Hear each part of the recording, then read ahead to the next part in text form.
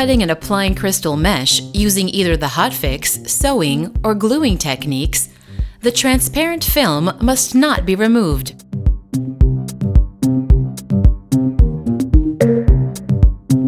First, position a ruler at the area you want to cut. Use a knife to cut the transparent film between the rows of crystals. Use scissors to cut along the scored line. The connecting metal rings of the crystal mesh will now be cut through, but the crystals will still be perfectly aligned and will remain fixed on the foil. The crystal mesh is now ready for further processing, such as hotfix application, sewing, or gluing.